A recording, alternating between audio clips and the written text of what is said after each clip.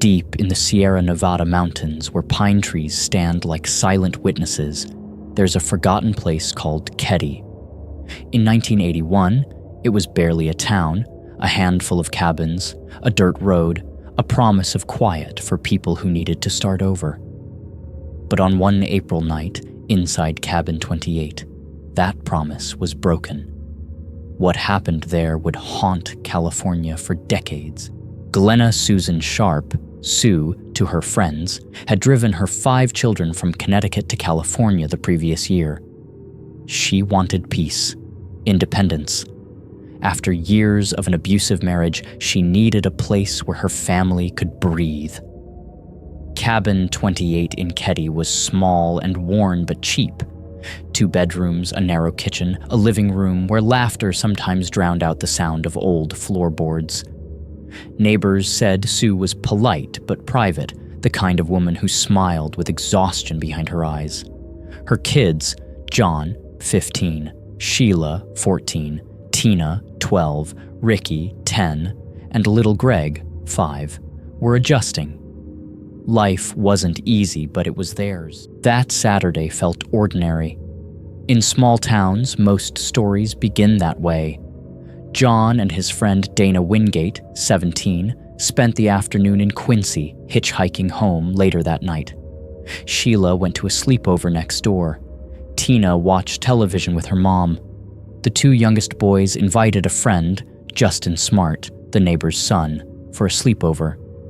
By 10 p.m., lights glowed through thin curtains. The cabin smelled of dinner and wood smoke. Somewhere outside, a dog barked. Then silence returned, the kind of mountain silence that can turn heavy if you listen too long. No one could have imagined that before sunrise, 3 people would be dead, and 1 child gone forever. Sunday, April the 12th, 7:45 a.m. 14-year-old Sheila came home from her friend's cabin. She remembers humming a song, pushing open the door, and then stopping. Blood everywhere. Her brother John lying near the couch, Dana beside him, her mother, Sue, near the coffee table. They were bound with tape and electrical cords. The telephone wire had been cut. A hammer, a knife, one bent from force, lay discarded nearby. Sheila's scream echoed through the woods.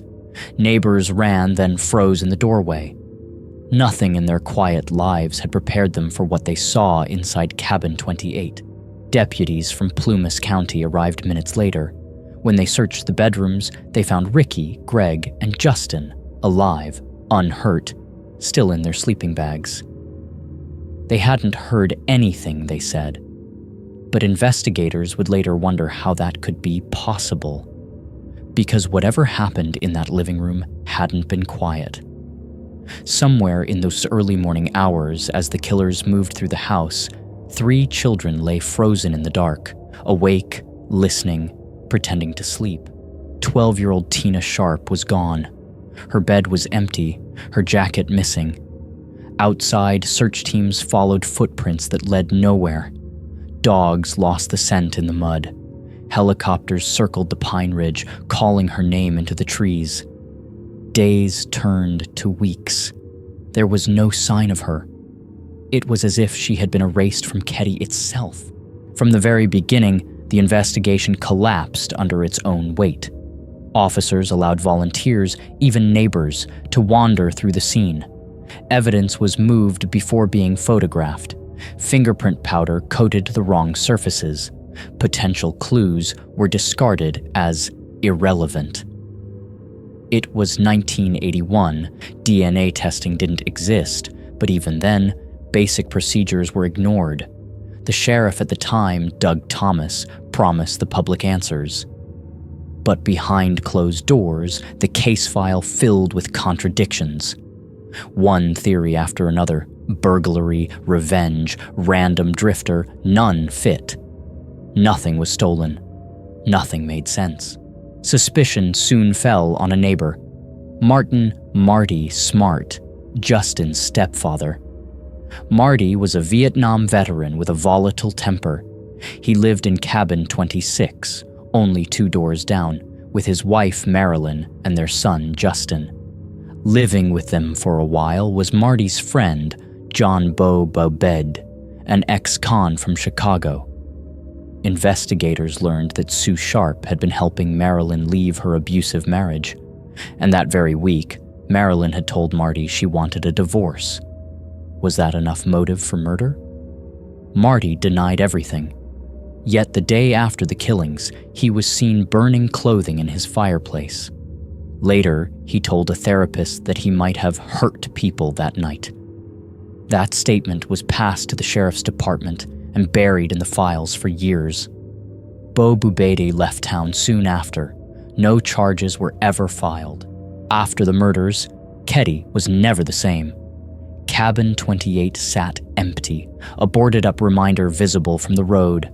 Locals whispered stories of ghosts, of screams that returned on windy nights.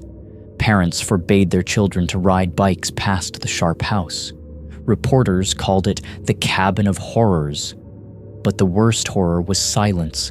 No arrests, no justice, only questions. Why was Tina taken? Why were the youngest children spared? And why did the sheriff's office seem so eager to move on? Within 2 years, most families had left Keddie. The cabins decayed under snow and moss, until only memories and rumors remained. April 1984. 30 miles from Keddie, a man collecting bottles near Feather Falls stumbled upon something strange, a human skull partially buried in pine needles. Investigators confirmed the worst. It was Tina Sharp. The discovery reignited public outrage, but by then the trail was ice cold. Whatever evidence had once existed was gone, lost, contaminated, or ignored. The file returned to storage. Decades passed. In 2013, a new Plumas County sheriff, Greg Hagwood, reopened the case. He'd grown up in the same area and remembered the fear that gripped the community. Forensic technology had evolved. DNA could now speak where witnesses could not. Inside the old boxes, investigators found overlooked items: a piece of medical tape with trace DNA, a fragment of handwritten note mentioning Marty Smart, and an audio tape from 1981, a man calling the sheriff's office saying, "I know who killed the Sharp family." The voice was never publicly identified. In 2016, a hammer was discovered in a local pond, the exact type missing from the original scene. Tests linked it to the murders, but both Marty and Bo were long dead. Over time, 2 main theories emerged. Theory 1, personal revenge. Marty Smart killed Sue out of rage for encouraging his wife to leave him. Dana and John became collateral damage when they arrived at the wrong time. Tina was abducted to silence a witness and later killed. Theory 2, cover-up. Bo Bobed, rumored to have connections with organized crime, was involved in illegal activity. Sue may have learned something she shouldn't have. Local law enforcement, some of whom allegedly knew Bo, helped bury the case. Neither theory was ever proven, but both live on in online forums and true crime communities. The original cabin was demolished in 2004. Locals hoped destroying it would erase the darkness. It didn't. Today, the ground where Cabin 28 once stood is overgrown with weeds. Visitors sometimes leave flowers, notes, or photos. Some claim they still feel an unnatural chill in the air.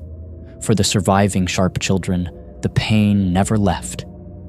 Sheila, now an adult, continues to speak publicly, demanding justice for her family. She says the hardest part isn't the memory of what she saw. It's knowing that someone somewhere still knows the truth. 4 decades later, the Keddie Cabin Murders remain unsolved. But every retelling keeps the case alive. Every whisper, every theory, every new piece of evidence dragged from the shadows. Some say the mountains keep their secrets, the locals like to joke. But not forever. Because in the end, the truth doesn't disappear. It waits buried under years of silence until someone brave enough comes along to dig it up. This was Keddie. A quiet place meant for peace until one night, peace was stolen. 4 lives ended, 1 vanished, and a mystery still echoing through the trees, the Keddie Cabin Murders, 1981. Case remains unsolved.